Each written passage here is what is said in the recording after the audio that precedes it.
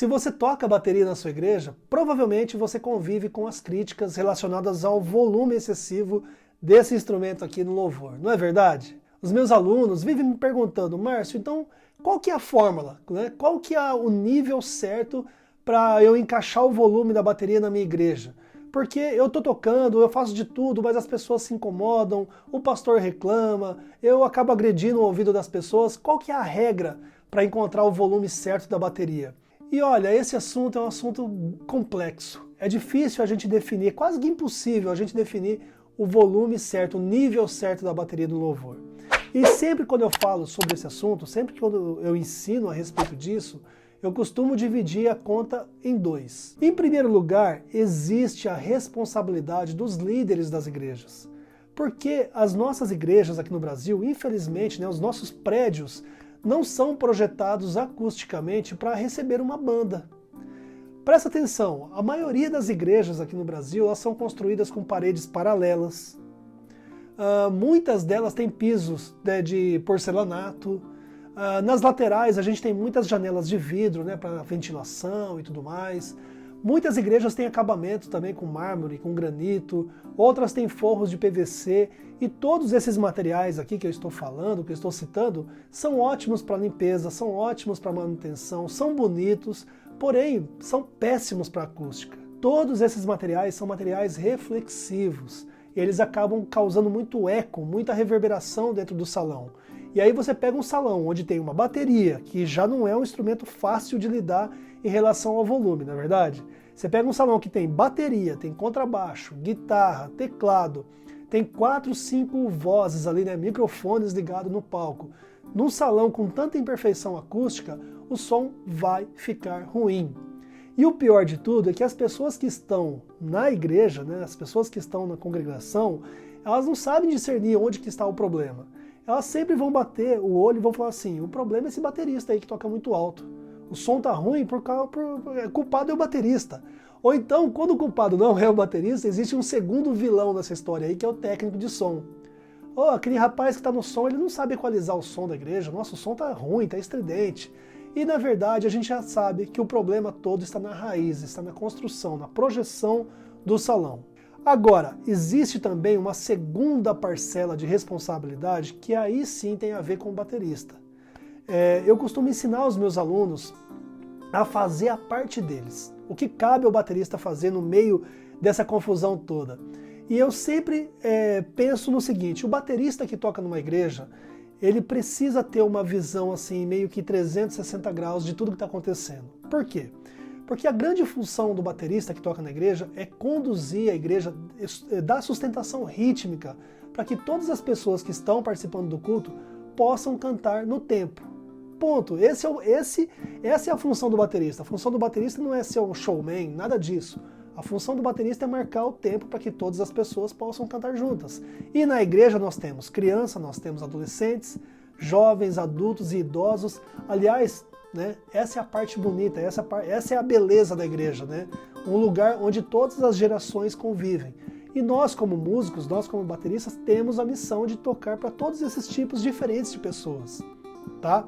Então o baterista que toca na igreja, ele precisa ter esse olhar, essa dimensão exata do seu chamado, ele precisa entender o que ele está fazendo ali no palco, e ele precisa ser um músico assim, um pouco mais proativo nessa questão de som, nessa questão de barulho. Por exemplo, em primeiro lugar, o baterista que toca na igreja, ele precisa ser uma pessoa preocupada com a manutenção do instrumento, saber se tudo está funcionando.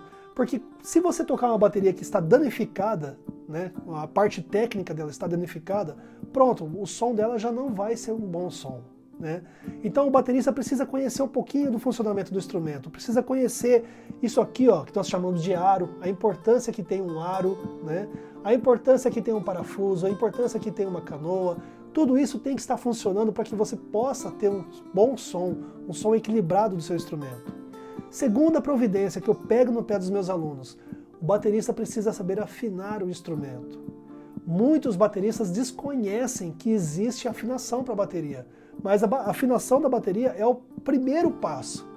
É igual o cara do violão. Se o cara do violão não afinar o violão, é impossível que o som fique bonito. A bateria é a mesma coisa, você precisa afinar corretamente a bateria para que o som da bateria soe bem, naturalmente. Independente do sistema de som, independente da acústica, o som da bateria precisa soar bonito, né? E essa é uma incumbência do baterista. O baterista precisa fazer manutenção e precisa saber afinar corretamente a bateria. E a terceira coisa indispensável, a terceira habilidade indispensável para o baterista é dominar os exercícios técnicos, dominar a técnica de mão, os rudimentos da bateria. São coisas assim que muitos fogem, né? Muitos bateristas não gostam de estudar essa parte mais trabalhosa da bateria. Porém, esse é um tipo de estudo essencial para você dominar o som da bateria na sua igreja. Você precisa aprender os rudimentos, você precisa aprender a manusear corretamente a baqueta, o jeito certo de segurar a baqueta, o jeito certo de soltar o peso da baqueta. Todo o funcionamento da técnica da bateria, toda a qualidade sonora está aqui, ó, na pinça, no exercício de pinça, no manuseio correto da baqueta. Então o que acontece? O baterista, quando não sabe usar a técnica dele, ele começa a tocar com o braço, ele começa a movimentar demais o braço. E aí todo o peso, todo esse peso, toda essa tensão da baqueta vem para o instrumento e aí fica impossível de você conseguir tocar com um volume, com um nível de volume adequado para a reunião onde você está participando. Então, batera, você quer ajudar a sua igreja? Você quer ser um baterista eficiente na sua igreja? Você quer servir as pessoas da sua igreja com excelência, né? Com excelência musical? Independente do seu nível, tá? Você pode ser um baterista iniciante que está dando os primeiros passos na bateria. Se você conseguir dosar a sua técnica de mão, se você aprender a controlar o peso do seu braço e usar a técnica correta, você consegue tocar qualquer canção da sua igreja com o volume controlado. E aí vem um mito. Deixa eu terminar esse vídeo aqui falando para você um dos mitos do baterista. O baterista acha que se ele tocar fraco, ele vai perder a pressão, ele vai perder a energia, a música vai ficar chata. E eu garanto para você, eu tenho mais de 30 anos tocando bateria na igreja, eu garanto para você que isso não tem nada a ver, isso é um mito, tá? É possível tocar qualquer música do repertório da sua igreja com pegada, com pressão, com energia e ao mesmo tempo com um volume super controlado. Mas Márcio, então como que faz isso? É muito difícil? Não é que é muito difícil, é que é pouco ensinado, é pouco difundido. As escolas de bateria, os professores de bateria não tratam muito a respeito desse assunto, mesmo porque os seus alunos não querem aprender sobre isso. A maioria das pessoas que procuram aula de bateria querem saber de virtuosismo, querem tocar rápido, cada vez mais forte e tal. E se o professor começa a falar muito a respeito de dominar o som, de tocar mais baixo, o aluno vaza, vai embora, né? Então, existe um estudo da bateria, um campo do estudo da bateria que ensina você a tocar qualquer tipo de música com pegada, com pressão, só que com pouco volume. E essa é uma das propostas do meu curso. Tá? Lá no meu curso, no Batera na Igreja, tem um módulo onde eu falo só a respeito de técnica de mãos. Como que você faz para tocar qualquer música da sua igreja com volume controlado, sem perder engajamento, sem perder a pressão.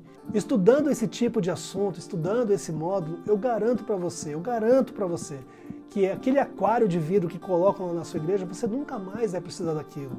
Aliás, esse é um outro mito que depois em outro vídeo eu vou falar, tá? O aquário de vidro que colocam na bateria da sua igreja, na maioria das vezes é colocado errado e é prejudicial para o som. Ao invés de ajudar, ele só prejudica. Mas isso eu vou falar em outro vídeo, tá bom? Então eu só queria deixar esse encorajamento. Você que toca bateria na sua igreja e quer servir a sua igreja e não sabe como controlar o som, já não sabe mais o que fazer para controlar o som, visita o nosso site, bateranegreja.com.br. Lá nós temos um curso, um plano de estudo detalhado para quem quer tocar bateria na igreja. Um dos módulos, tá? Nós temos vários assuntos lá. Um dos módulos eu falo sobre isso, sobre sonorização, sobre como você se adequar no salão de culto aí da sua igreja. Não importa se você toca para 30, para 100, para 300, para 3.000 pessoas. Existe o jeito certo de você se comportar musicalmente em cada uma dessas situações, tá bom? Então essa era a dica, eu espero que faça sentido para você. E se você quer se aprofundar um pouco mais nesse assunto, visite o nosso site bateranegreja.com.br. Grande abraço!